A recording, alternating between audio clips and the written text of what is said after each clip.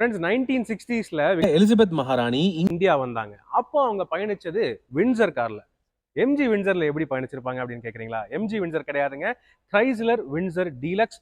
அது exactly same இதே வண்டி தாங்க. இந்த வண்டி இப்போ நம்ம கோயம்புத்தூர்ல இருக்கு. இதனுடைய ஹைலைட்ஸ் என்ன அப்படின்னு வந்து கேட்டீங்கன்னா, பெருசு பெருசா இருக்குங்க நம்பர்ஸ் எல்லாமே. முதல்ல இந்த வண்டியோடைய நீளம் அப்படின்னு பாத்தீங்கன்னா 5359 வருதுங்க. பயங்கரமா பெருசா இருக்குங்க. இன்னோவா எல்லாம் ஒண்ணுமே இல்லை இதுக்கு முன்னாடி. அவ்வளவு பெருசா இருக்கு. என்ஜின் ஸ்பெக்னு பாத்தீங்கன்னா, என்ஜினுமே பாத்தீங்கன்னா 4.3 லிட்டர் பெட்ரோல் என்ஜின் கிடைக்குதுங்க. ஸோ இந்த காலத்துல நம்ம 4.3 லிட்டர் என்ஜின் எங்கேயுமே பார்க்க முடியாது. அவ்வளோ பெரிய என்ஜின் இந்த வண்டிக்கு இருக்கு.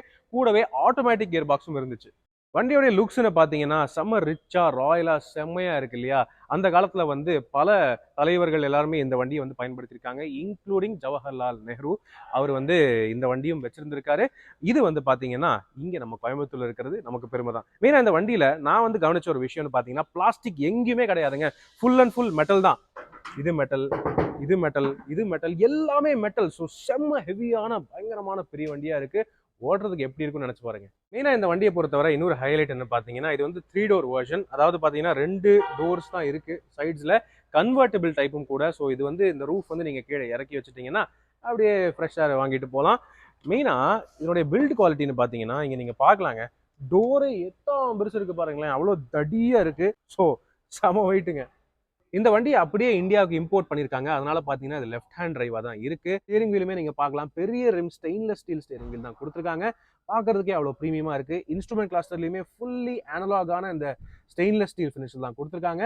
இது அந்த காலத்திலேயே ஆட்டோமேட்டிக் வண்டிங்க. அதுக்கேற்ற மாதிரி இங்கே RLND அப்படிங்கிற இண்டிகேஷன்ஸும் இருக்கு. சூப்பருங்க. ஏற்கனவே நான் சொன்ன மாதிரி செம்ம கம்ஃபர்டபுளான இன்டீரியருங்க. சூப்பராக இருக்குது. சோஃபா மாதிரி சீட்ஸு எங்கேயுமே பார்த்தீங்கன்னா பிளாஸ்டிக்கே இல்லை. ஃபுல்லி சாஃப்ட் மெட்டீரியல் தான். இதெல்லாம் ப்ராப்பர் மெட்டலு.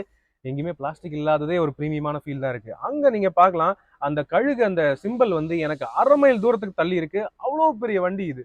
இந்த வண்டியிலேயே எனக்கு ரொம்ப பிடிச்சது இந்த பறவை லோகோ தாங்க. சூப்பராக இருக்கு இல்லையா? ஸோ இதே மாதிரி இன்ட்ரெஸ்டிங்கான விண்டேஜ் வெஹிக்கிள்ஸ்லேருந்து latest up to date vehicles எல்லாமே நம்ம சேனலில் ரிவ்யூஸ் அண்ட் ரீல்ஸ் எல்லாம் கொண்டு வந்துட்டு தான் இருக்கும். அவசியம் சப்ஸ்கிரைப் பண்ணிக்கோங்க. இந்த வண்டி உங்களுக்கு பிடிச்சிருந்தா கீழே கமெண்ட் செக்ஷனில் பகிர்ந்துக்கங்க.